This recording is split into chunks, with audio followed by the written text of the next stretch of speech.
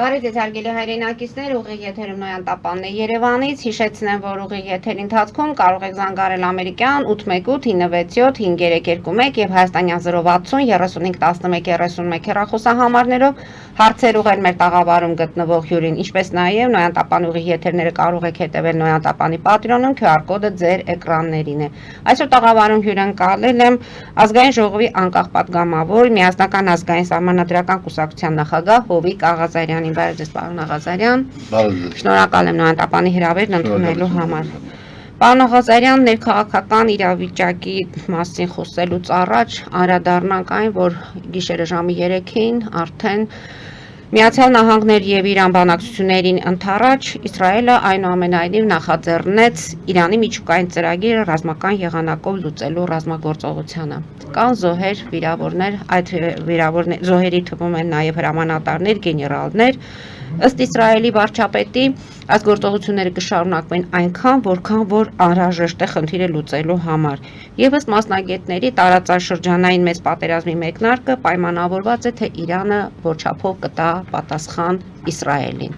Ինչ է կարծում, ինչ ունենք մենք անելու այս թոհու բոհի մեջ, հաշվի առնելով, որ մեր երկրի ղեկավարը Facebook-յան գրառումներ է կատարում, պահանջի եկեղեցուց հոգևորական դասից կաթողիկոսի հրաժարականն է, իրական Հայաստանից ենք խոսում, երկրի նախագահը կառավարության նիստերի ժամանակ հայտարարում է, որ սկսել ենք ավելի լավ ապրել, մի խոսքով իրական Հայաստանը ըստ Նիկոլ Փաշինյանի եւ ինչ ունի իրական Հայաստանը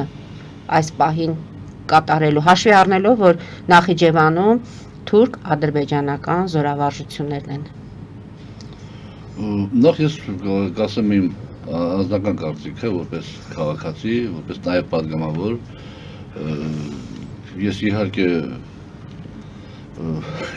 իմ համեստ զորակցությունն եմ հայտնում Իրանի Իսլամական Հանրապետությանը, Իրանի Իսլամական Հանրապետության ողջ ժողովրդին, ես գտնում եմ, որ մենք ոչ թե բարեկամական, այլ եղբայրական ժողովուրդներ ենք, դարերի ընթացքում, հազարամյակների ընթացքում, հանգամանքների բերումով Շահ Աբբասի ժամանակ իմ նախնիները փաստորեն բռնի կերպով տեղափոխվել են Իրանի տարածք այն ժամանակ, բայց երբ որ հետո վերադարձել ենք սերունդներով եւ իմ մեծերը վերադարձել են Հայաստան, Հայաստանի Հանրապետություն, իրական Հայաստան, ես միշտ լսել եմ միայն ու միայն լավը, ես ինքս եմ եղել Իրանի Իսլամական Հանրապետությունում, մի քանի անգամ միշտ լսել եմ միայն ու միայն լավը, հայերի հանդեպ ունեցած վերաբերմունքի իրապես եղբայրական եւ կրոնական հանդուրժողականության իմաստով, ազատության իմաստով եւ ընդհանրապես եւ կարեւորելու հայերի դերը Իրանի պետության զարգացման, հզորացման, ուժեղացման գործում։ Ես իմ զորակցությունն եմ արտահայտում։ Ես թույլ չեմ տա ցավակցել բառը օգտագործել զոհվածների հետ կապված, խաղաղ բնակիչների հետ կապված իմ ցավակցությունը հայտնում եմ։ Խաղաղ բնակիչները զոհվածներն անկասկած ես հայտնում եմ իմ ցավակցությունը, ես զինվորականների հանդեպ չեմ ցավակցում, ափսոսում եմ ուղղակի, որովհետեւ զինվորականներին չեն ցավակցում, զինվորականները հենց դաման են, որ կարող պատահի նաև զոհվեն, եւ ես վստահ եմ, այնտեղ գիտնականներ կան, բոլոր զինվորականները մար ցավակցում եմ հայտնում։ Ես զինվորականների հանդեպ հատուկ վերաբերմունք ունեմ, իրանք պատահում զինվորականները կարող նաև զոհվեն։ Եվ ես վստահ եմ, որ այս կոնֆլիկտից Իրանի Իսլամական Հանրապետությունը դուրս կգա հաղթանակած, ինչպես հազարամյակների ընթացքում, եթե իմ բանը չի դավաճանում, ասենք, գիտելիքներս չեն դավաճանում, գիտելիքների իմացություններս չեն դավաճանում, երևի միակ երկիրն է, որ դարերով պետականություն ա ունեցել եւ կարծեմ անընդհատ պետականություն ա ունեցել եւ հետեւաբար այս ճգնաժամից ինքը դուրս կգա պատվով։ Եվ ինչքան կտևի մասնագետներն ասում են նայած Իրանը ինչպիսի հակահարված կտա, դուք ինչ եք կարծում, ասում եք Իրանը կարող է հակահարված էլ չտա։ Չպատասխանի։ Կարող է չպատասխանի, դա ինչ նշանակում, ասենք ոչ Իսրայելը, ոչ Ամերիկայի Միացյալ Նահանգները, եւ ոչ ողջ աշխարհը չեն կարող խանգարել Իրանի Իսլամական Հանրապետությանը իրականացնել այն ծրագրերը, որ ինքը հետապնդում է, եւ իրականացնել եւ ճիշտ էլ կանեն։ Իսրայելի վարչապետը գտնում է, որ վճռոշ իրենց համար օրեր են եւ իրենց երկիրը գտնվում է ապական ամբրապնդելու գործողության նոր փուլի սկզբում։ Այնպես որ նրանք էլ այդքան հեշտությամբ կանք չեն առնել։ Իրանք շատ երիտասարդ պետություն են եւ շատ ինչպես բոլոր երիտասարդների մոտ գլուխներում այնպես էլ նաեւ իրենց որպես պետական երիտասարդ պետականություն իրենց գլուխներում մտքերը այսպես կոչված ալեկոծվում են եւ իրաց թվում է թե ասենք կարող են այդպեսի խնդիր լուծել Գազայում եթե չեմ սխալվում Գազայի հատվածում քար չկա քարի վրա եթե քար չկա քարի վրա բայց ժողովուրդը դու ինչ ես արել ժողովուրդին Իսրայելի 9 միլիոն բնակչությունից 2.5 միլիոնը պաղեստինցիներ են ինչ ես անելու ինքդ կովրատում այռում ես գցելու ինչ ես անելու պետք է ուրիշ ձևի փորձես ապրես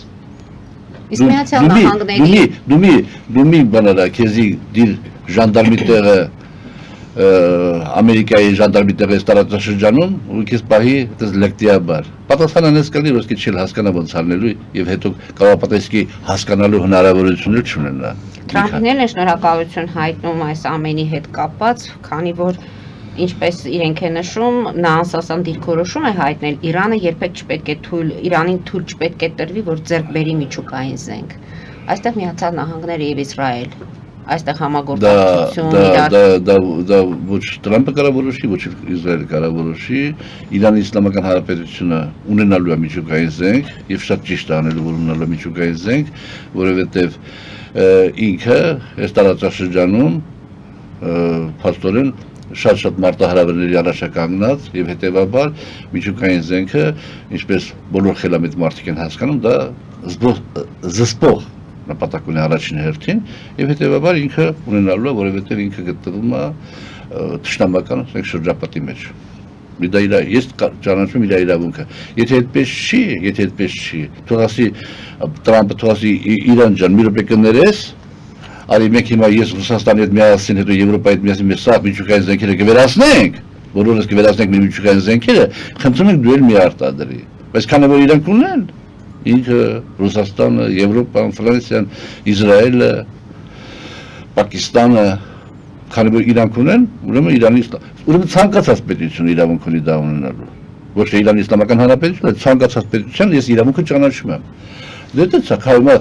զարգացումն է տես Քաղաքակրթության զարգացումն է, քաղաքակրթությունը նպատակամաղված ոնց ասես գնում է դեպի իր կործանմանը, հա, բայց ինչ անենք, ուրեմն պիտի դա լինի Իրանի Իսլամական ժողովրդի հաշվին, այդ չկործանում այսպես կոչված Իրանի Իսլամական Հանրապետության ժողովուրդը վերանա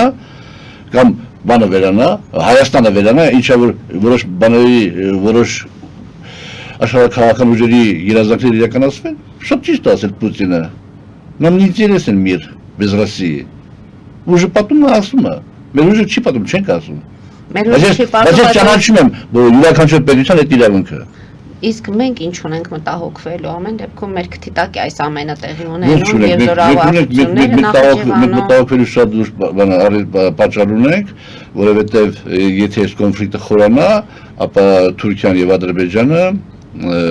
իրականացնեն, փորձեն ավելի ճիշտ իրականացնել 100 տարի առաջ իրենց 100 քանի տարի առաջ, 100 եւ մի քանի տարի առաջ իրենց նախանշած ծրագիրը տարածաշրջանում խաղաղություն հաստատելու իմաստով Հայաստանը վերացնել եւ տարածաշրջանում հաստատել խաղաղություն։ Կայուն խաղաղություն։ Ամեն դեպքում այս պահի դրությամբ ինչ ունենք անելու։ Տեսեք դուք ասում եք գուցե Իրանը չպատասխանի, գուցե դա ասա շատ արագ հնարավոր է, բայց ամեն դեպքում ինչ ունենք անելու։ Ես կարծում եմ որ մենք պետք է մեր զորակցությունը հայտարարենք որպես պետություն Իրանի Իսլամական Հանրապետությանը։ Հետևենք զարգացումներին, պարոն Ղազարյան, տեսնենք ինչ կստացվի եւ հարկ լինելու դեպքում նորից այս թեմաներին կանրադառնանք, որովհետեւ սա մեր արտաքին անվտանգության հետ է կապված եւ շատ կարեւոր է։ Ես հստակ ձևակերպեմ վերջի միտքս, որովհետեւ մի քիչ բան եղավ, ասես տեմպիտակ եղավ, ես գտնում որ Հայաստանի Հանրապետությունը պարտավոր է իր զորակցությունը հայտնել իր բարեկամ երկրին Իրանի Իսլամական Հանրապետությունը։ Ես չեմ ասում հարձակվենք Իսրայելի վրա, բայց զորակցությունը հայտնենք, պատրաստական լինենք մեր ուժերին իրացի չափով օգտակար լինելու։ Այդ օգտակարությունը ինչպես եք պատկերացնում։ Քանի որ ես չեմ գտնում իշխանական վերելուղակներում, ես կդժվարանամ արդեն այդ հարցին պատասխանել։ Բայց եթե դուք լինեք իշխանության, այս պարագայում, այս իրավիճակում կունենաք ձեր կոնկրետ որոշումները։ Ես կարող եմ մտածել այո ռազմաքաղաքական դաշինքի մասին։ Ում հետ։ Իրանի հետ։ Այո։ Եվ ինչ կետեր պետք է ներառվեր այդտեղ։ Հենց առաջինը փոխհամագործակցություն եւ միմյանց հանդեպ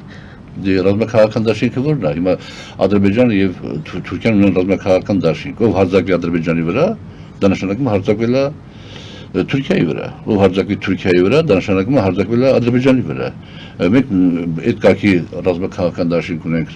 մոտավորապես կամ այդ կարգի Ռուսաստանի հետ, եւ եթե այդ դաշինքը չի հակասում, ապա նաեւ Իրանի հետ պետք է կնքենք։ Ռուսաստանը այս իրավիճակում ինչ դերակատարում կարող է ունենալ, պարոն Աղազարյան։ Ես կարծում եմ զսպող դերակատարում պիտի ունենա, ես կարծում եմ որ պիտի Ռուսաստանը այս ճակատում Իրանի Իսլամական Հանրապետությանը մենակ չթողնի։ Հետևենք զարգացումներին։ Հիմա անդրադառնանք ինչը կատարվում մեր երկրի ներսում։ Եկեղեցի եւ պետություն այս կոնֆլիկտի դուք շատ հարցազրույցներ եք տվել, ձեր տեսակետներն եք ասել, բայց փորձենք հասկանալ, որտեղ օր-օրի ինչ-որ մի բան է փոխվում եւ հանրության եւ ընդհանրապես կառավարության ներսում։ Պարոն Աղազարյան, դուք այն մարդկանցից եք, փաստորեն առաջի այդ թիրախներից եք, որ թիրախավորվեցիք եւ ԿՊ-ն ամեն ձևով փորձեց ոչնչացնել ձեզ, ոչ թե ֆիզիկապես, ձեզ կոտրել, որպեսզի դուք հրաժարական տաք եւ այստեղ ինչ որ սցենար նման տեսնում եք դեպի կաթողիկոսը։ Նախ ֆիզիկապես ոչնչացնելու հետ կապված իմ գործընկերներն նախին գործընկերներն Եթե ասում ոչնչապես դա գաղափարապես, դա հոգեպես, դա իմ գործընկերներն նախին գործընկերներն ասացին, որ պարոն Աղազարյան, բայց չէ որ տեսեք դուք կուսակցություն եք բացում, դուք վարչապետին եք ընդդիմանում եւ բան ձեզ բանը զուգարաներում, բաներում չեն սպանում այս կոմենկոմ հա էլի դա բանը դա կա բայց դա որևէ մեկի բանը շնորհքը չի որևէ մեկի այսպես շնորհը չի որ արը թույլ է տվել որ մենք ապրենք շատ դեպքերում ֆիզիկապես ասենք որ չանալը վերանալը ավելի բանա մարդկային իմաստով քան ասենք հոգեպես բարոյապես եւ այլ այո ես դիմակայել եմ ու դիմակայում եմ եւ թող իմ օրինակը լինի ուսուցողական բոլոր այն մարդկանց համար ովքեր անհատական ջիղ ունեն եւ պետք է հակադարձեն նմանատիպ բացասական դրսևորումների։ Հիմա այսօրվա մեր իրողությունները կարելի է եթե հանենք դարերի, այսպես կոչված դարերի տարանջատումը, հետ գնանք միջնադար եւ այլ ինկվիզիցիայի նման մի բան է դուրս գալիս։ Այս ժամանակ եկեղեցին էր ինկվիզիցիա անում, հիմա իշխանությունն է ուզում ինկվիզիցիա անի, հակառակողությամբ։ Ես բազմիցս այդ բանը արտահայտել եմ, միտքը կներեք պիտի կրկնեմ, որովհետև ամբողջական հասկանալի լինելու համար ես ինքս գտնում որ ամենասարսափելի բանը որ ստեղծել է մարդը, դա կրոնն է, կներեք, ներողություն եմ խնդրում։ Դուք աթեիստ եք։ Ոչ, ես աթեիստ չեմ։ Ես ներողություն եմ խնդրում բոլոր հավատացյալներից, բոլոր կրոնների հավատացյալներից, դա իմ տեսակետն է, որ կրոնը ամենասարսափելի բանն է, որ մարդկությունը ստեղծել է։ Եվ այսօր մենք տենում ենք, որ սա հակամարտությունները բերում են փաթեթավորում են այսպես կոչված կրոնական պատկերացումներով։ Երկրորդը, ես հավատացյալ չեմ, բայց ես աթեիստ չեմ։ Ես հավատացյալ չեմ եւ վերջ։ Ես ինձ համարում եմ քրիստոնյա, որովհետեւ ես հայ եմ ինձ համարում եւ հետեւաբար կիսում եմ այդ արժեհամակարգը եւ հետեւաբար քրիստոնեությունը ես համարում եմ հայության լինելիության բանի կարևոր ատրիբուտ։ Հիմա հետեւաբար այս ամեն ինչի կոնտեքստում ես նաեւ ունեմ իմ վերաբերմունքը նաեւ եկեղեցու նկատմամբ, ասենք եւ եկեղեցականների նկատմամբ, ես գտնում եմ որ եկեղեցին մեծ դերակատարել, մեծ դեր ունեցել մեր հայապահպանության գործում եւ լիքը դրական բաներ, բայց լիքը բացասական բաներ կա։ Իսկ որտեղ բացասական բան չկա։ Ամենտեղ բացասական բաներ կա։ Եվ ամեն կառույց, ամեն մի, այսպես կոչված միավորում ինքն է պարտավոր իր մոտ բացասական դրսևորումների դեմ պայքարելու համար։ Հիմա ենթադրենք որևէ Վարսաշյան եկեղեցական չի պահպանել կուսակալությունը։ Նախ դեռ հասկանալու հարց է, թե որն է կոչվում կուսակալություն, դա ուրիշ հարց է։ Վիճելի է ձեզ համար այդ։ Ես ինքս կուսակալությունը հասկացել եմ, որ Վարսաշյան եկեղեցական այդ ճանապարհը ընտրած չպետք է ամուսնանա, որպեսզի կաշկանդված չլինի ընտանեկան այդ բաները հոգսերով եւ այլ ամուսնալի ծառայի ասենք ասում, հա, ես ինձ եմ հասկացել չլինելով հավատացյալ էլի։ Բայց բանը եւ ես գտել եմ որ կարծել եմ որ 95%-ը այդ կուսակալությունը այսպես կոչված որ հիմա ասես վարչապետը մասնավորապես շաղ է տալիս ասենք առավոտից երեկո Խախտել են բոլորը։ Ես գտնում որ լավ են արել որ խախտել են նաև։ Հիմա հարց, երկու հարց, ավելի ճիշտ ոչ թե հարց։ Ենթադրենք թե մեկը խախտել է կուսակցության այդ սկզբունքը ոսը հասկանում է վարչապետը։ Եվ ինքը դա համարում է նաև անբարոյականություն։ Անընդունելի։ Չէ, անբարոյականություն է համարում, անընդունելի եւ անբարոյականություն է համարում, բայց բարոյական չի այդպես լինել եւ բանալ։ Հիմա բայց ինքը ոնց է իմացել դա։ Իր հատուկ ծառայություններով չէ։ Հիմա հարց առաջանում, որն ավելի բարոյական։ Այն այդ մարդու սխալը, որ կարող է պատահել ինքը դիմի Աստծուն եւ հենց Նիկոլ Փաշինյանի նաև ճանաչած այսպես կոչված եկեղեցական նորմերով, բաներով, աստվածաշնչով մեկել մյուսով եւ Աստծուց ներողություն խնդրի ապաշխարի, որ այդ հնարավորություն ունի։ Չէ դու, որ եկել ես իշխանության եւ օգտագործում ես լծակները պետական հսկայական կառույցները օգտագործում ես մտնելու այս կամ այն մարդու անկողին։ Բարոյականը որն է, որ դեպքն ավելի բարոյական, թող պատասխան տան։ Երկրորդ տարբերակը։ Ասենք հիմա գտնում է, վարչապետը գտնում է, որ Գարեգին բան խախտել է, այս ամեն ինչը եւ այլ, խախտել է։ Եվ ուզում է, որ ինքը որպես ներկայացնում է, որպես հոտի անդամ, չնայած ասում են, որ ինքը իրենց հոտի անդամ չի, որպես հոտի անդամ ցանկանում է, որ այդ բանը շտկի։ Դե լավ, իսկ անկասկ վստահաբար կասեմ, որ 95%-ը խախտել են այդ բանը, Նիկոլ Փաշինյանի պատկերացրած կուսակցության բանը խախտել են, այդ պոստուլատ ասեմ ինչ ասեմ, բա այդ դեպքում որտեղ է սա գտնելու կաթողիկոս, որ իր արժե համակարգին բավարարի, իր երազած արժե համակարգին բավարարի։ Որում ձեր այդ հայտարարությանը շատ մարդիկ եւ հասարակական գործիչներ հակադարձում էին, ասում էին կան նման հոգեվորականներ, այնպես չի որ չեն կարող գտնել։ Անկասկած կլինի նման հոգեվորականը 1000 ներողություն եմ խնդրում։ Նման հոգեվորականը նշանակում է ֆիզիոլոգիական, կենսաբանական խնդիրներ ունեցել։ Դա իմ որպես տղամարդ կեցվածքի էության որպես արտահայտում։ Ինչու հավատը, ինչու մարդու։ Լավ, հավատը ինչ կա, հավատը մի բան, բնությունը լրիվ ուրիշ բան։ Եթե այդպես է, պարոն Աղազարյան, փաստորեն դուք գտնում եք, որ նոր կաթողիկոս փնտրելու առիթը չկա։ Եթե նախ ես միտքս ավարտեմ, եթե նույնիսկ էլի սխալվում եմ ես եւ կա այդպիսի մեկը, որ արժանի է, ասում են կա, շատ բարի, որ կա, ովքեր են ընտրելու։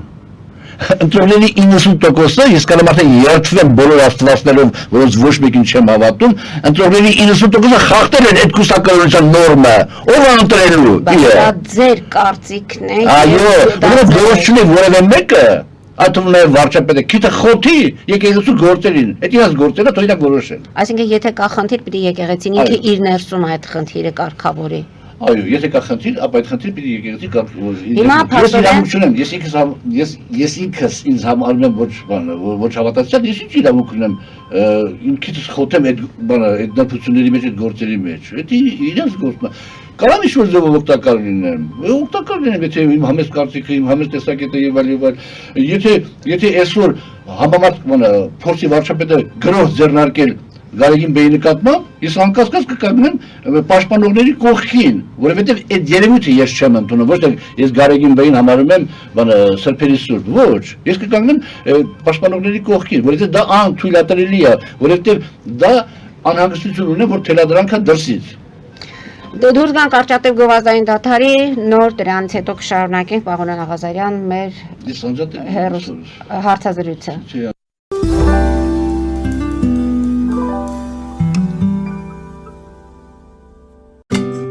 Ինչ է պետք տունը, առանձնատունը կամ ամառանոցը հաճելի, հարմարավետ դարձնելու համար։ Ճիշտ ընտրած կահույք, օրիգինալ դեկորներ, հյուրերին ընդունելուց գեղեցիկ սպասք, գուցե նոր սփռոց։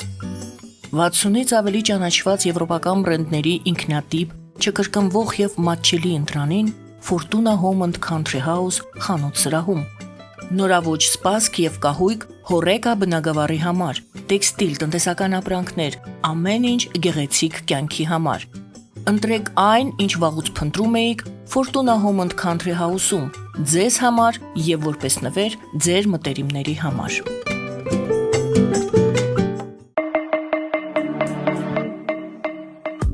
Յուրաքանչյուր զարդ գլուխ գործոց է, պատրաստված ամենայն ճշգրտությամբ եւ կրքով, որոնք կընդգծեն ձեր անհատականությունն ու գեղեցկությունը։ Մեր զարդերը պարզապես աքսեսուարներ չեն, այլ սիրո խոստովանություններ, որոնք կդառնան ձեր հիշողությունների խորհրդանիշը։ Դրանք ձեզ կդարձնեն ոճային եւ գրավիչ։ Ձեր պատմությունը սպասում է։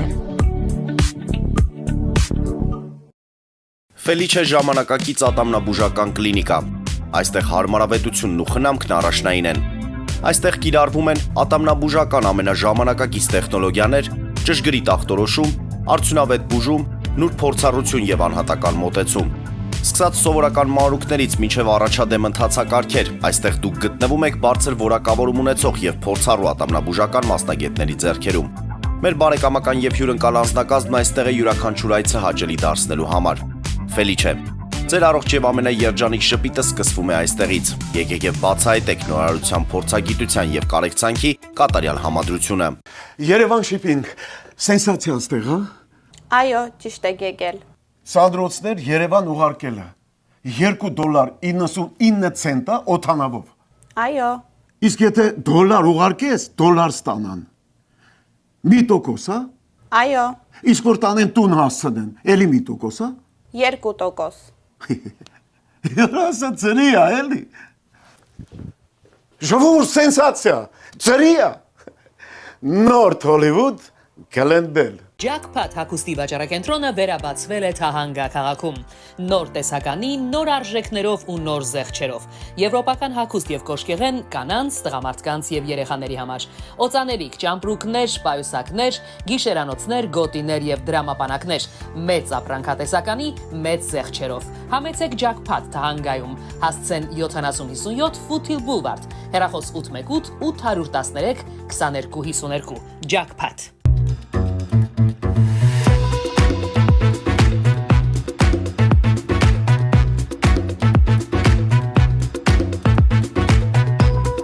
Արարատ ռեստորան, ընտանեկան եւ ընկերական ժամանցի լավագույն հասցե, սիրված արտիստներ, հյուրընկալ մթնոլորտ, հարուստ ճաշացան, անմահական խորտիկներ, Արարատ ռեստորան, հասցեն անփոփոխ, սիրով սպասում ենք ձեզ։ Լավագույն պաղպաղակ, բնական, համեղ եւ մատչելի գներով պաղպաղակը կարող եք ձեռք բերել բոլոր հայկական խանութներում։ Պահանջեք հայկական պաղպաղակ, Թամարա պաղպաղակ։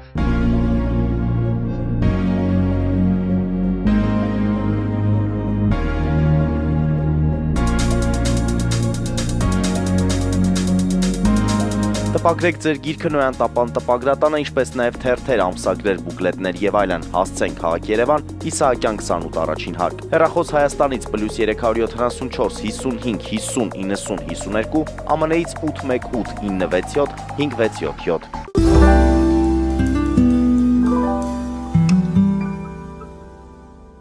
Հարգելի հայրենակիցներ, Նոյան տապանը կրկին եթերում է։ Պարոն Աղազարյան, փորձենք ամփոփել։ Ասում եք, եթե Նիկոլ Փաշինյանը գրող ձեռնարկի, դուք նրա կողքին եք։ Գրողը էլ ինչպես է լինում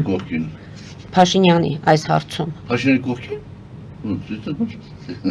Գրողը ինչին էր վերաբերվում, ասում եք վարչապետը։ Եթե ասենք իր կոչերը հասնեն նրան, որ ինքը պիտի կոչանի իր այսպես կոչված իրեն դիտեսակետը կիսողներին գնան օրինակի համար շրջափակեն մայրաթորը եւ այլ, ես կկանգնեմ այն մարդկանց կողքին, ովքեր պաշտպանելու են Գարեգին Բեին։ Պաշտպանողների շրջանում եք լինելու։ Ես չլինելով հավատացյալ, ես ինքս իմ լիքը բացասական վերաբերմունքներ ունենալով անձնական, շատ եկեղեցականների նկատմամբ, բայց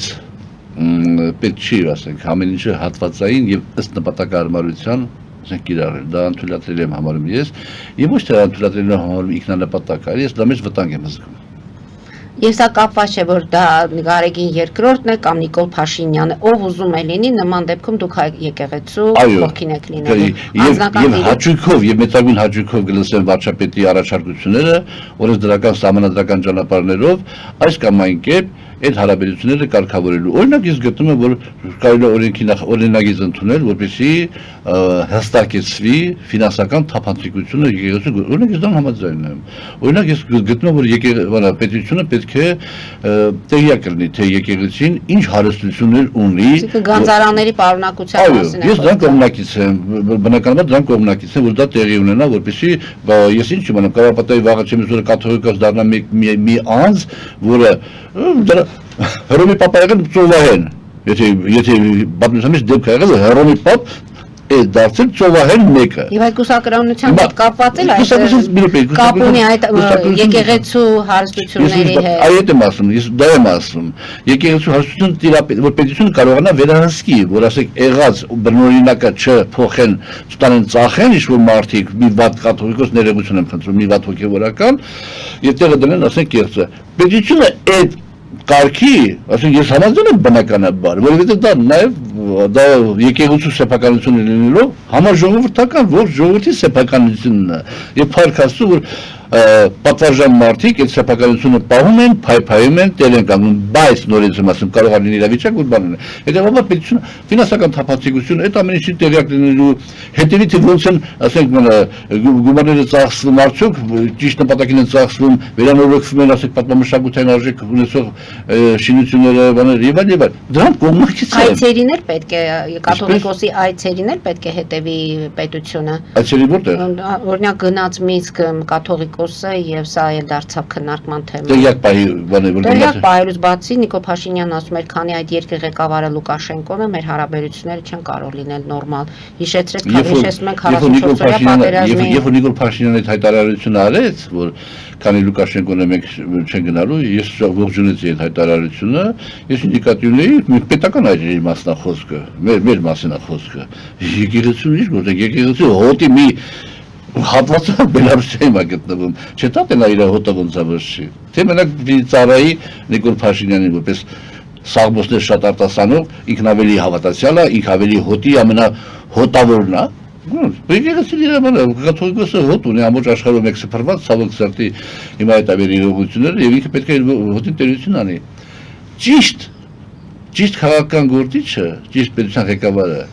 այդ հնարավորությունը նույնիսկ օգտագործեր։ Եկեղեցու հնարավորությունները նկատի ունեն։ Եկեղեցու ազատ արտահայտվելու, ազատ գործելու հնարավորությունը պետք է օգտագործել նաև աշխարհաքաղաքական հարցեր լուծելու իմաստով, որովհետև եկեղեցին ինքը կազմակերպված մի հսկայական ուժ է իրարից ներկայացնում իր հետևորդներով, հետևաբար ինքը կարա դա օգտագործի մանյովրի այս կամ այն հարցը լուծելու համար։ Օրինակ, երբ որ Նիկոլ Փաշինյանը հայտարարում է, որ Հայաստանի Հանրապետության կառավարությունը չի զբաղվելու Արցախի հարցով, ես կողմ եմ այդ տեսակետին, գտնում որ դա ճիշտ է։ Ճիշտ է այս պահին, թե ընդհանրապես։ Ես գտնում եմ կներեք, որ դա ճիշտ է ընդհանրապես։ Հետևաբար դա ճիշտ է, չեմ կարող դա հակառակվեմ, բայց ո՞րն է երաշխիքը, որ ես ճիշտ եմ, կամ Նիկոլ Փաշինյանը ճիշտ է։ Ես գտնում որ դա ճիշտ է, բայց կարող է եւ ինքն սխալվում եւ ես եմ սխալվում։ Նկատի ունեք իշխանությունները գալիս գնում են։ Այո։ Մյուս հաջորդ իշխանությունը կարող է բանալ, ես չգիտեմ, բայց եկեղեցու հումանիտար գործունեության կարևորագույն դրսևորումը այն է, որ ինքը իր հոտին տերություն անի։ Հիմա իր հոտի մի հատվածը Արցախի մեր հայրենակիցների այդ բանը էթնիկական այսպես կոչված միավորը, եւ ինքը տերություն է անում, եւ ասում է պետք է վերադառնա, պետք է ասենց անը, պետք է ասենց անը։ Կարծես թե դայրացնում է դա հենց Նիկոլ Փաշինյանին։ Դե հենց դա սխալ է, ուրեմն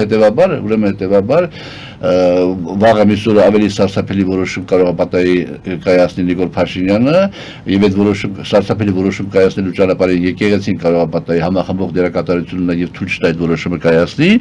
Ես էլ ինքս էլ պատկերացնում եմ որ որոշումները կարող են լինել եւ այդ պատճառով եղել մեր այսպես կոչված հակադրությունը եւ ես էլ պայքարում որ որոշումները կյանքի չկոսեն հանգարցակի բաթորինի այդ ամեն ինչը դու ոնց ես բայց որ ասում ենք ինքը անցնում է ավտորիտար ղեկավարման համակարգի արդեն անցել է աստեղության եւ ուզում է արդեն բոլոր կառույցները ենթարկեցնի իրեն դա շատ վտանգավոր է եւ ճիշտ հակառակ լոգիկան է պարլամենտական համակարգի որ գոյություն ունի մեր երկրում պարլամենտական համակարգը մեր նման երկրների համար շատ ճիշտ համակարգ է եւ ճկունություն է տալիս բայց ինքը վերածում պրեզիդենտականից մի բաներ էան ասենք ավտորիտար բաներ համակարգի Պարոն Աղազարյան տեսեք սովորաբար ընտանիքում երբ մեկին տալիս է լիազորություններ այսպես ասած երես է առնում, ինքը իրեն ավելի կարևոր է համարում։ Հիմա 7 տարի դուք եղել եք այդ միջավայրում եւ դուք չեք համարում, որ ինքներդ էլ դուք էլ մնացած բոլոր նրա շրջապատի մարդիկ էլ ունեն մեղավորություն, երբ որ Նիկոլ Փաշինյանը ընտրել է հարցերի լուծելու նման ձևաչափը։ SMS-ները, Facebook-յան գրառում են։ Տեսեք, դուք ինքներդ էլ եք ասում, որ Հիսուսին չէի հավատում, Փաշինյանի ճանաչելուց հետո հավատացի։ Հիսուսի նման նպատակասլաց եւ հավատարիմ է իր գաղափարներին։ Երբ եմ ես բան ասել։ Ես այդ բան չեմ ասել։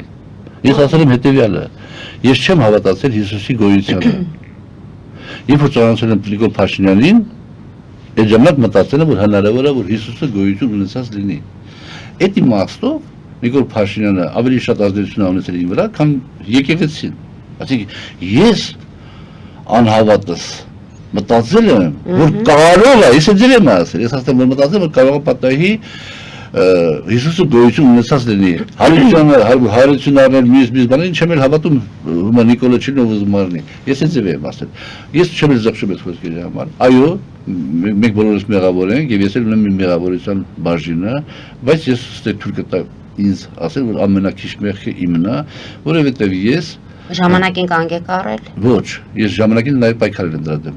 Օրինակի համար, հələ մի իշխանության չէինք, մի հարց էր քննարկում Գյումրիում, հիմա ես ասեմ հրապարակավ եմ ասում, գրքից մեջ գրել եմ, բայց ասեմ ստիպված եմ հրապարակավ ասել, որովհետեւ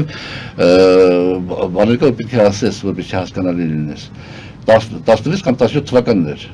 այդ կողմերն էր, Գյումրիում էինք մեր քաղաքացիական պայմանագիր կուսակցության Գյումրի ավականու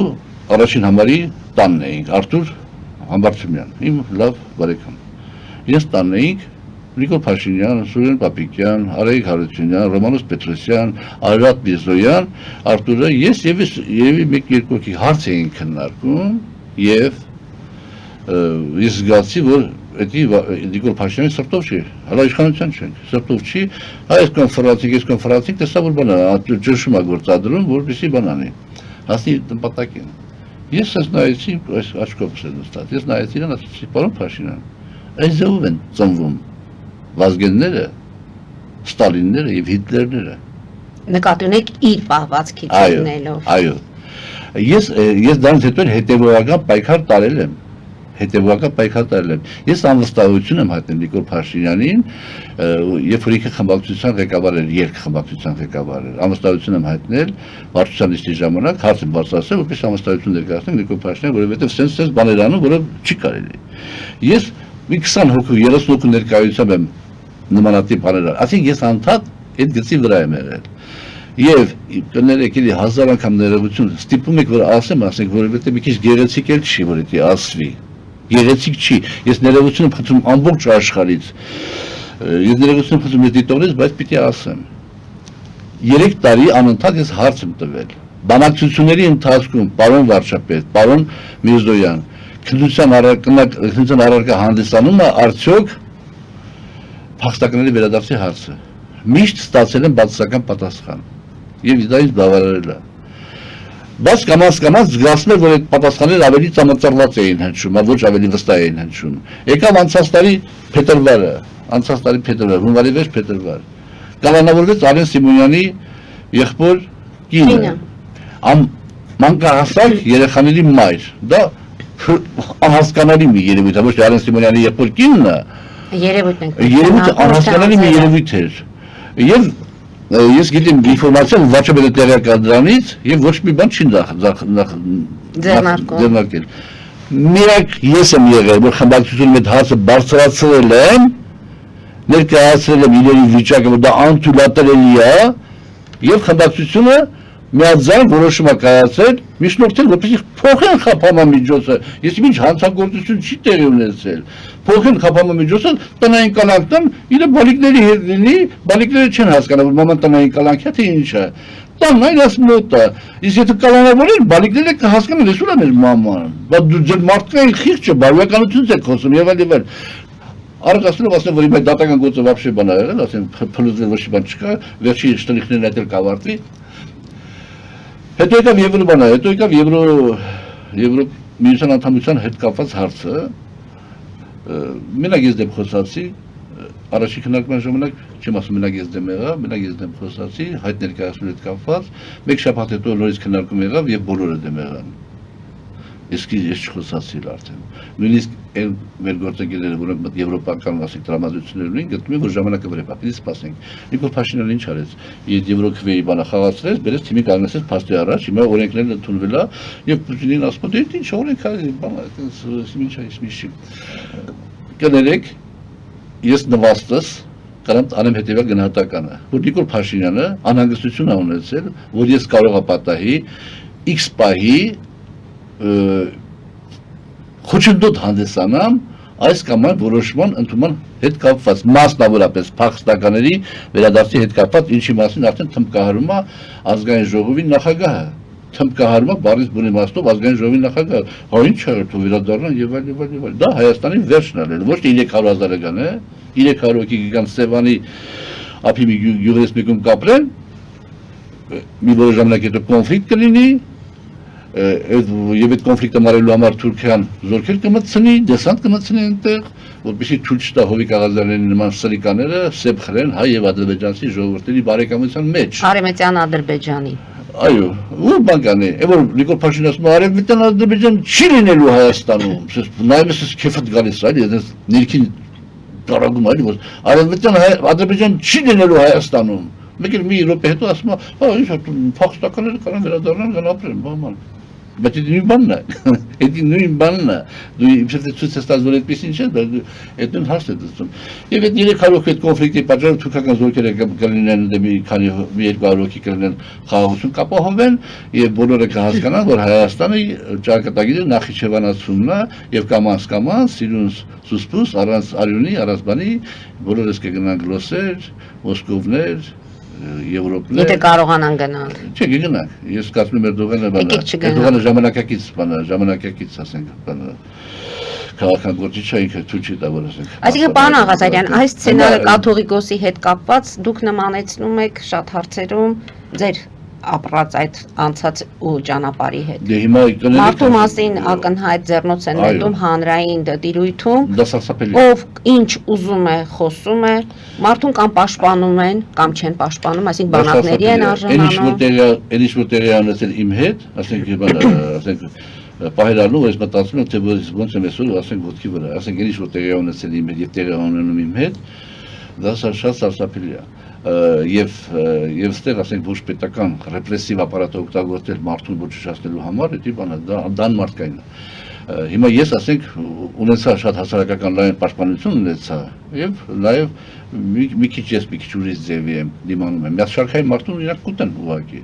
Հիմա այդ նույն բանը Եկեղեցականների նկատմամբ է։ Կաթողիկոսն էլ է դիմանում, այնպես չի որ պատասխան չկա, ինչպես Շիրակի թեմի առաջնորդն էր ասում։ Ես ուրախ եմ։ Շունը հաչի քամի տանի։ Ես ուրախ եմ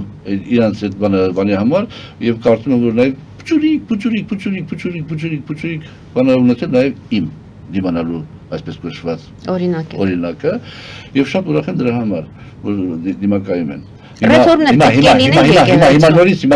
նորից գասենք այդ թեմային, եթե Նիկոլ Փաշինյանը գնում է եկեղեցին իրեն ենթարկեցնելու ճանապարհով, դա նշանակում է, որ ես պետք է անհանգստանամ եւ յուրաքանչյուրս պետք է անհանգստանանք, որ դա ինչ-որ մի արհավիրքի նախերգանքա եւ դրա դեմը պետք է առնի։ Արհավիրք ասելով դուք գիտեք կոնկրետ ինչին է դա վերաբերում, չեք ուզում բարձրաձայնել թե արհավիրք ասելով հենա որ խաղաղության պայմանագիրը կստորագրի հավելվածով ու փախստականները պետք է վերադառնան։ Դա արհավիրք է, դա Հայաստանի վերջն է։ Դա Հայաստանի վերջն է գրողը տանը։ Եվ Փաշազադեն էլ է, չէ, ասում էր հայ առաքելական եկեղեցին տարածաշրջանում վտանգներ է ներկայացնում, ռևանշիստներ են, պետք է այս ամենը արվի։ Իհարկե։ Հարց առաջանում ոնց պիտի բանանել, ոնց պիտի օրինակ հիմա Նիկոլ Փաշինյանը մակրոնների մոտ ասի, չէ, գիտեք ինչ կա, բանը որովհետև փախստականների վերադարձի հարցը այդքան էլ բան ճիշտ չի, որովհետև sense մակրոնի աշխարհը կկլորանան։ Դու չես ուզում մարդիկ վերադառնան իրենց։ Ուրեմն ժողովրդավարությունը։ Ո՞րը ժողովուրդ, ինչ է ասում, բարձրապես։ Այսինքն ինքը արդեն արդեն ինքը գնացել է թարս ճանապարհով, սխալ ճանապարհով։ Բավոր պարոն Ճշմարիտ Ասլանյանը, կան։ Բավոր Ասլանյանը եւ ես անդադ ասում ենք, որ վարչապետը սպառել է իրան Ճշումներ կան, ֆիզիկապես։ պարոն Ղազարյան, Ում վրա։ վարչապետի, Որտեղից ֆիզիկապես։ արտաքին ուժերից։ Անպայման ճշումներ կան, եւ որ մի ասում եք կներեք, սպառել է իրան բարոյապես, ֆիզիկապես, հոգեպես, սոցիալապես եւ այլն, դա է նկատի ունենք եւ ինքը արդեն գնալով այդ սպառված վիճակում ավտորիտար իշխանություն ստեղծելով շատ շատ վատ է անում։ Ես այն միտքը վրա փոխեցի, որ դիմակայելու իմաստով ես ասեմ, որ երևի շատերը նաեւ հետաքրքրում այդ կապված քրեական բարույթները, ես ասեմ, որ երրորդ քննիչն է փոխվել արդեն այս օրվանից երրորդ նոր քննիչ է։ Որն է պատճառը։ Չեն ուզում գործը միջև ավարտին հասցնել, թե չեմ կարող ասեմ, բայց փաստը որ երրորդ քննիչն է։ Եվ հիմա դատախազը գալու է ազգային ժողով, առիթ կունենամ, ես ելույթ կունենամ եւ ինձ մեղսագրված այդ բաների միջի ամենակարևոր դրվագներից մեկն էլ իմ ինֆորմացիայով դուրս է եկել, էլի։ Պարոն Աղազարյան, հիմա փաստորեն գործընթաց եք սկսել, իմպիչմենտի գործընթացն է, Էդմոն Մարուքյանը ձեր թեկնածուն է, ինչու այստեղ էլ խորհրդարանում չեք կարողանում համաձայնության գալ։ Պատիվ ունեմ մի այլ խնդիր է Հայաստան դաշինք, այլ խնդիր է ստորագրությունների հետ կապված ներքուստ խնդիրներ կան։ Ձեզ խոստացել էին փաստորեն աջակցել ստորագրությունների դեպքում։ Ձեզ չեն խոստացել ոչինչ, ոչ ԿՊԱ-ականները, ոչ ընդդիմադիրները։ Ինչպես եղավ, որ որոշեցիք ու սկսեցիք։ ԿՊԱ-ականները եթե բանը հասնի քվեարկության, կան քվեականները, որ կմիանան։ Կմիանան ձեզ։ Այո, բայց որևէ մեկը չի խոստացել մեզ։ Չեն խոստացել, որ չեն խանգարի իրենց չեն ունենա իրենց։ Էդգար Ղազարյանը եւ Նարեկ Մայլյանը դիմեցին բոլոր պատգամավորներին եւ այդ հարցը բարձրացրեցին, իմպիչմենտի հարցը բարձրացրեցին, հիմնավորելով որ կառավարությունը ասենք ծրագիրը չի կատարել։ Հիմա ով իրավունք ունի իմպիչմենտ հայտարարելու։ Այն ով ծրագիրը հաստատել է։ Ասենք պատիվ ունեմ կառավարության ծրագիրին կողմ քվեարկել է։ Հաստատ չէ։ Հայաստան դաշինքը կառավարության ծրագրին կողմ քվեարկել է։ Չէ։ Ասենք իրենց համար որևէ անսպասելի բան տեղի չի ունեցել։ Հետևաբար իրանք իրավունք չունեն իմպիչմենտի բան ներկայացնել։ Իմպիչմենտի հարց ներկայացնում է այն ուժը կամ այն պատգամավորը, ով գտնում է, որ իր հանձնարարականը չի կատարել։ Չի կատարել իր աշխատողը։ Հիմա ես ես պատահական չեմ ասում, որ իշխանությունը պարոն Ասլանյանն է եւ ես ենք, մենք ենք, երկուսով ենք իշխանությունը, որովհետեւ մենք չենք շեղվել մեր ոչ հեղափոխական արժեքներից, ոչ էլ այդ ծրագրի դրույթներից, որ մենք հաստատել ենք ժամանակին, հաստատել ենք։ Մենք չենք շեղվել եւ հետեւաբար մենք ասալով պարոն Էդգար Ղազարյանի եւ Նարեկ Մայլյանի առաջարկությանը այդ նախաձեռնությամբ հանդես ենք եկել։ Հիմա որովհետեւ ուզում ենք մենք փոխենք մեր աշխատողին։ Հիմա սա ինչ հնարավորություն է ստեղծում բոլորի համար։ Առաջինը, վերցնենք այս քաղաքացիական պայմանագիրը։ Մենք ասում ենք, որ վարչապետը իրեն սպառել է ֆիզիկապես, բարոյապես, հոգեպես եւ այլ։ Բայց ես նոր չեմ կրկնում, երբեք ես չեմ ընդունում, որ իմ ասածս վերինացիային ճշմարտություն է եւ որևէ մեկի ասածն է վերինացիային ճշմարտություն։ Ես այդ եմ ասում։ Թող քաղաքացիական պայմանագիր խմբակցության նախկին գործընկերները ասեն, պարոն Աղազարյան, ոչ դուք սխալվում եք, ինքը չի սպառվել, ինքը հոգնել է։ Կարող է իրանք են ճիշտ։ Դե որ հոգնել է, թող ռեստարտ լինի, գնա 3 ամսով հանգստանա, 3 ամսից հետո գա Քարոզ Արշավի արդեն, այդ Մարուքյանի վարչապետ եղած ժամանակ, գա Քարոզ Արշավի եւ ներկայանա ժողովրդին իր ծրագրով։ Այսինքն պայքարի հավասար պայմաններ է կառաջարկում։ Այո, եւ ներկայանա ժողովրդին իր ծրագրով, ասի սերի ժողովուրդ, եթե ինձ ընտրում եք, նորից մեր թիմին ընտրում եք, ես դառնում եմ վարչապետ, ապա ես փոխում եմ զինանշանը, 1 չեղարկում եմ հաշակագիրը, 2 ստորագրում եմ փաստաթուղթ, որ փաստակները կարան վերադառնան 300,000 հոգի կարան վերադառնան Հայաստան կապրեն, այստեղ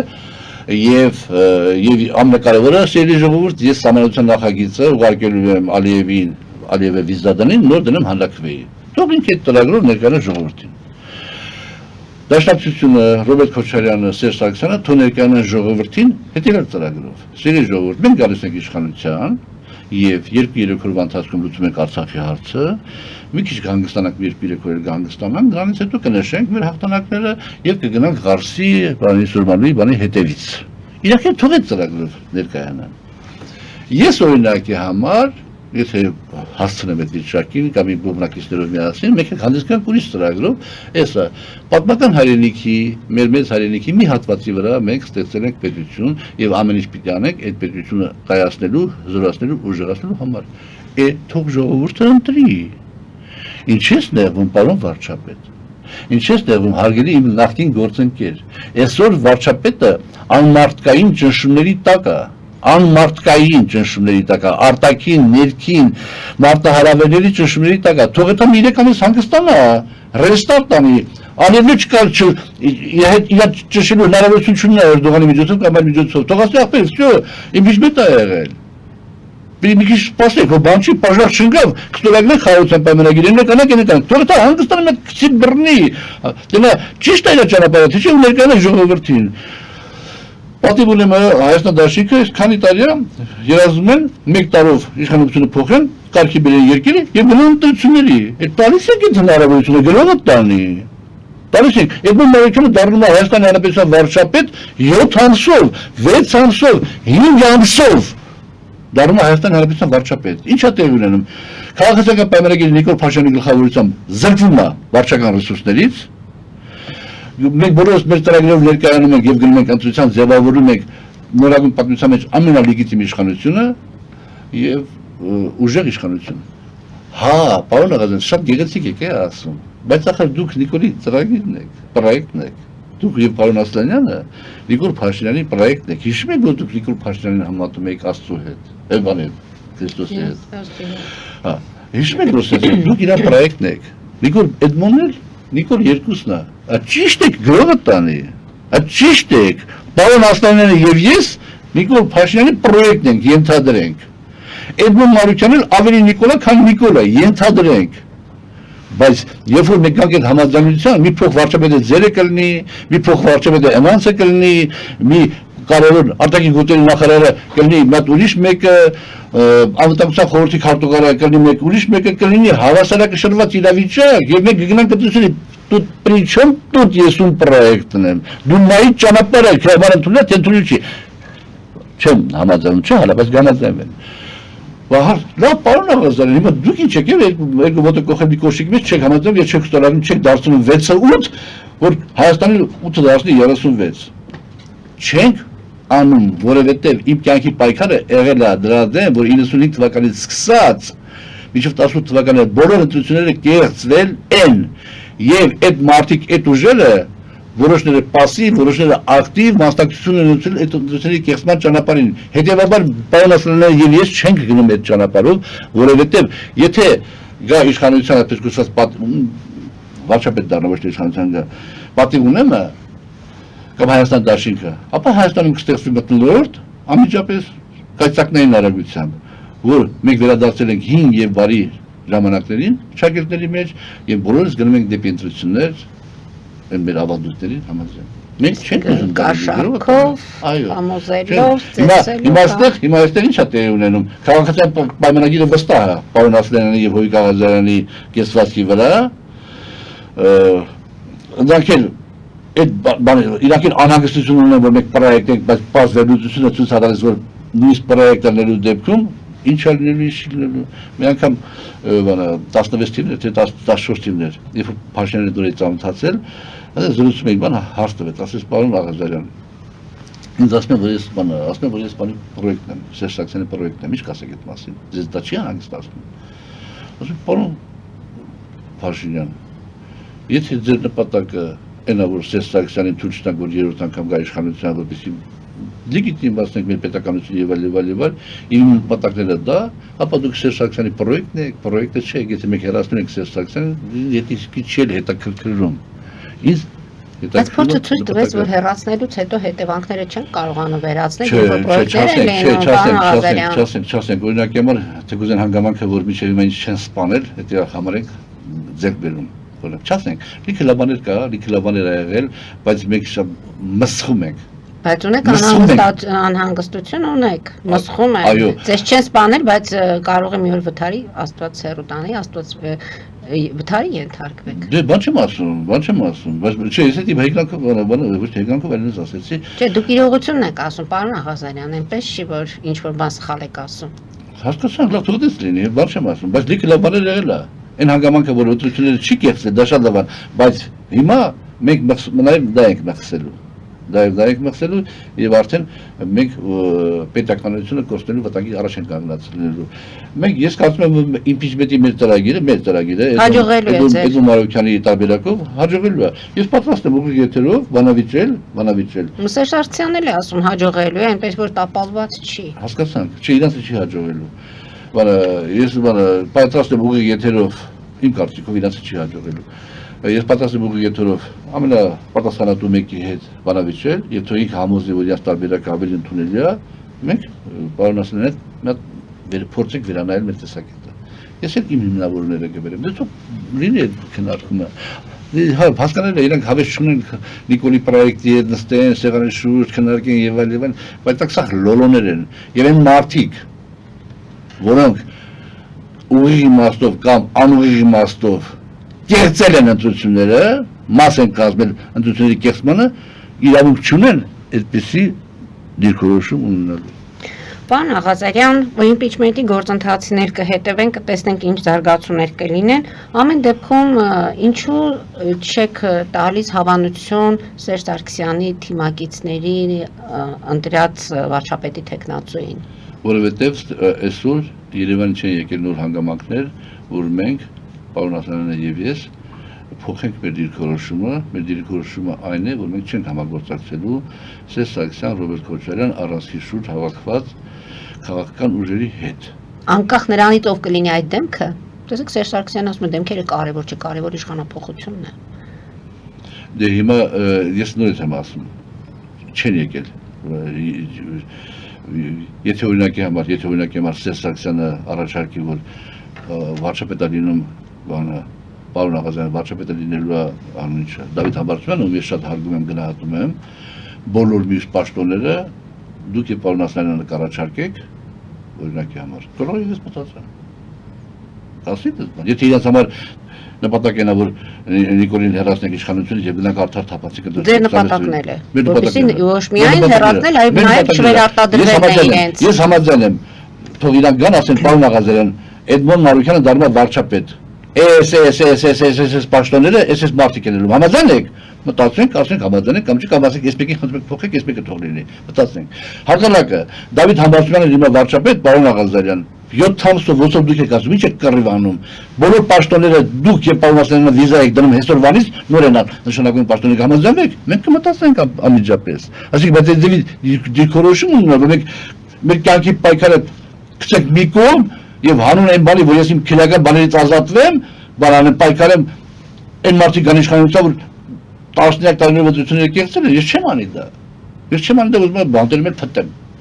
Պարոն Աղազարյան, միշտ ընտրությունների այդ կեղծիլներից են խոսում, հիմա վերարտադրվելու հետ կապված դուք քաղաքացիական պայմանագրին պետք է ձեր բոլոր սլաքները ուղղեք այն ուղղությամբ, որ չվերարտադրվի Նիկոլ Փաշինյանը իր թիմով։ Հիմա դուք էլ եք մասնակցելու այդ ընտրություններին։ Հարցս հետևյալն է, որպես շարքային քաղաքացի,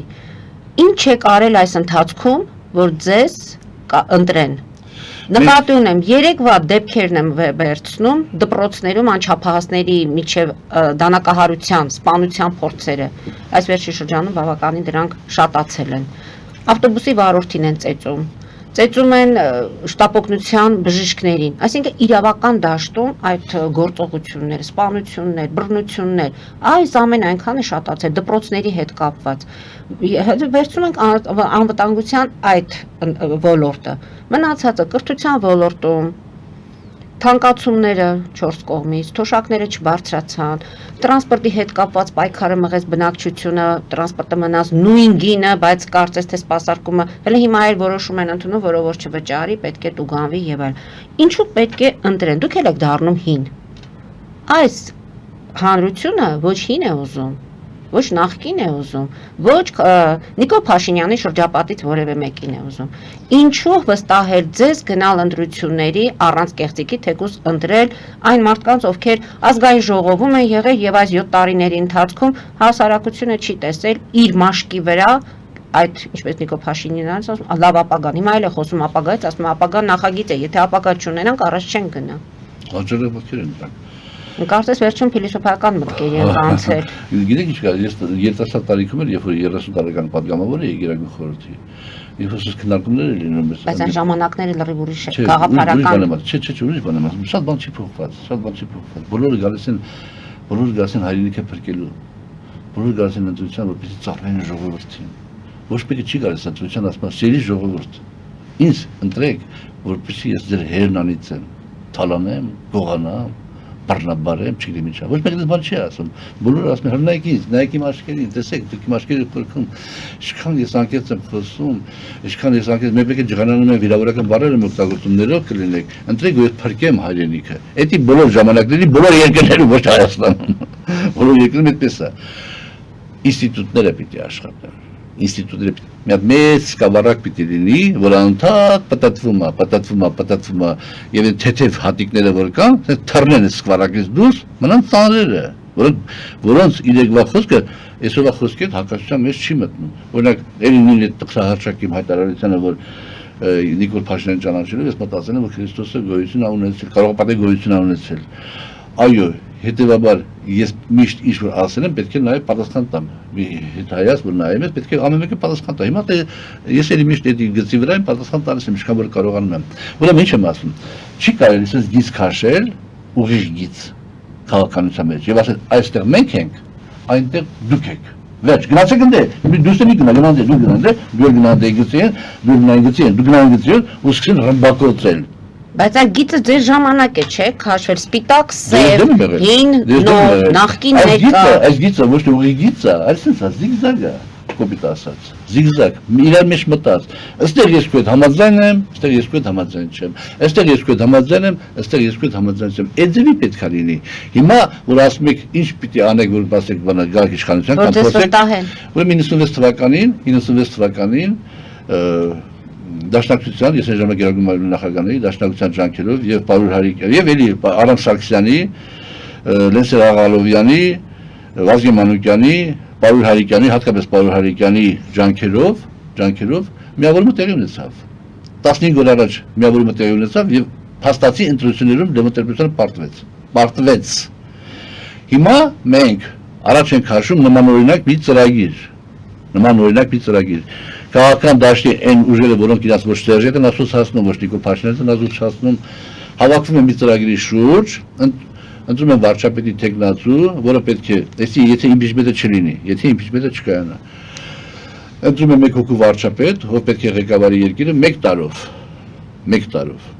որովհետև այն ուժերը, որոնք համախմբելու են այդ վարչապետի թեկնածուի շուրջ, իրար հետ լիքը տարաձայնություններ ունեն զիգզագի իմաստով։ Լիքը տարաձայնություններ ունեն եւ այլն, բայց մի գաղափարի շուրջ միավորվում են, որպեսզի Նիկոլ Փաշինյանը քաղաքացիական պայմանագիր հնարավորինս դուրս մղեն քաղաքական դաշտից եւ հնարավորինս դուրս մղեն քաղաքական դաշտից Ռոբերտ Քոչարյան, Սերժ Սարգսյան, Առանցքի շուրջ ուժերին։ Եվ վերեն այնպիսի իրավիճակ, որ 1 տարի հետո,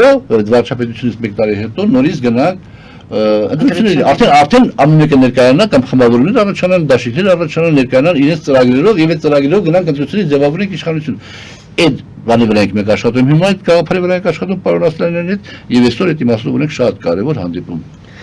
Շնորհակալություն եմ հայտնում, պարոն Աղազարյան, մեր ժամանակը մոտեցավ ավարտին, հետևենք զարգացումներին, հարկ լինելու դեպքում կարծում եմ այս տաղավարում նորից քննարկելու հարցեր կունենանք։ Հաջողություն ձեր գործերին։ Արգելի հայրենակիցներ, այսօր այսքանով ավարտում ենք, հետևեք զարգացումներին, մնացեք խաղաղությամբ։